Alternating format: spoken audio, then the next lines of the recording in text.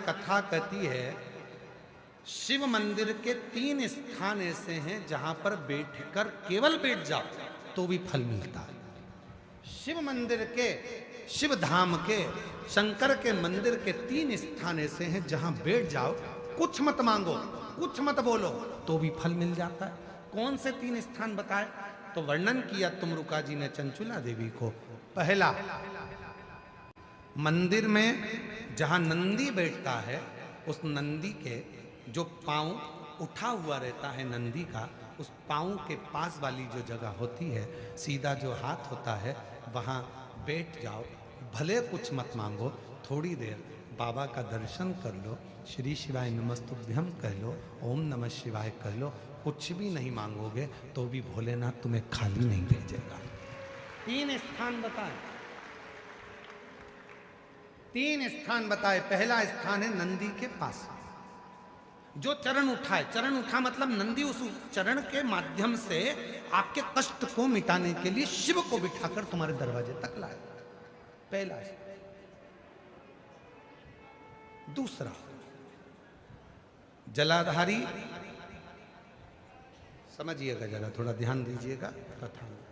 जैसे ये शिवलिंग है, ये जलाधारी है गोल, ये पानी जहां से बहकर जाता है, जहां से भी बहकर जा रहा है, आपको उससे मतलब नहीं, बस जलाधारी जो पानी बहकर जा रहा है, इस जलाधारी के ठीक विपरीत दिशा में, उत्तर में पानी बह रहा है तो दक्षिण में आप बैठे, ये जलाधारी जिस साइड बह रही है उसी ओर मुख कर कर आपको इधर बैठना है, इधर मुख कर कर शिवलिंग की ओर मुख कर कर। ये दूसरा स्थान बताया।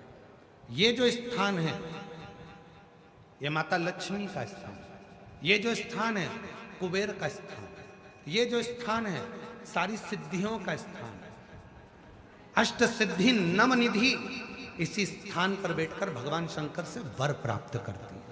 ये वो स्थान है जहां बैठकर आप कोई मंत्र भी नहीं पढ़ोगे, कुछ बोलोगे भी नहीं, बैठने पर ही आपको फल की प्राप्ति होना प्रारंभ हो जाती है। ये दूसरा स्थान स्वयं तुमरुका जी ने चंचुला देवी को कहा, ये 2 स्थान। और शिव मंदिर का तीसरा स्थान, भगवान शंकर के मंदिर का तृतीय स्थान कहा गया। तीसरा स्थान, जब हम मंदिर से बाहर निकलें और उस मंदिर से, या ओटला हो या कोई मंदिर है कोई, इसीलिए हमने देखा है कुबेरेश्वर धाम पर लोग आते हैं तो कुबेरेश्वर धाम का जो गेट होता है ना, अब तो कुबेरेश्वर धाम का 1 2 3 4 5 6 गेट हैं अब कुबेरेश्वर धाम पर। तो 6 गेट में से जो एक गेट, पहले नंबर, दूसरा नंबर, तीसरा नंबर, 4 नंबर, 5 नंबर, जिस भी गेट में से लोग अंदर आते हैं, उस गेट में से अंदर आते हैं तो सबसे पहले गेट पर दंडवत करते हैं, गेट पर दंडवत करें, वहां सोकर प्रणाम करें,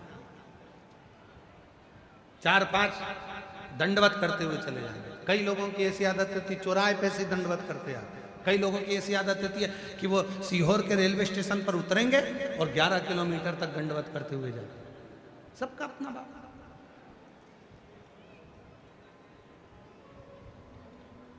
और हम आप लोगों को सुनकर खुशी होगी कि कुबेरेश्वर धाम के प्रांगण में, कुबेरेश्वर धाम के प्रांगण में 4 नंबर और 5 नंबर गेट से आप कुबेरेश्वर धाम के मंदिर के अंदर ही अपनी गाड़ी खड़ी कर सकते हैं निःशुल्क।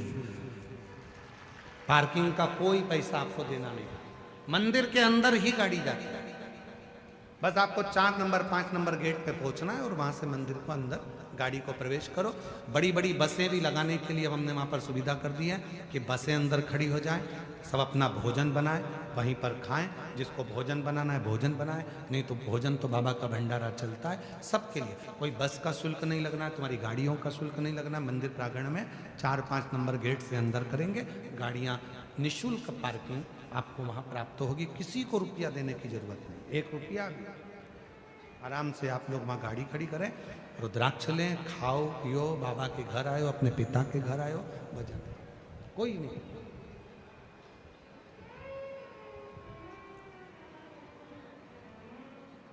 शिव तत्व तो हमने देखा है कि कई लोग दरवाजे से दंडवत करते हैं। तीसरा स्थान तुमरुका जी चंचूला देवी को बता रहे हैं कि तीसरा स्थान ऐसा है भगवान शंकर के मंदिर का द्वार।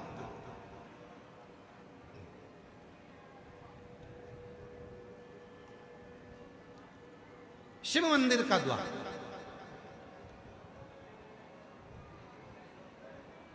और जो भगवान शंकर के मंदिर के द्वार के बाहर, द्वार से जैसे दरवाजे से थोड़ा सा बाहर निकलकर यदि आप शिव मंदिर की ओर मुख कर आप 2 क्षण के लिए भी बैठते हैं, कोई मंत्र नहीं बोलते, कोई साधना नहीं करते, कोई व्रत नहीं करते, तो भी शिव आपको उसका फल देता जरूर है।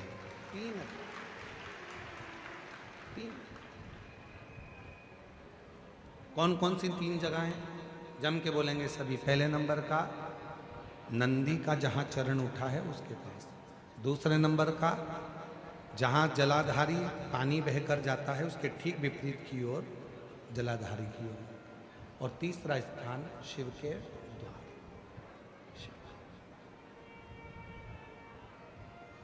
फल दे। जैसे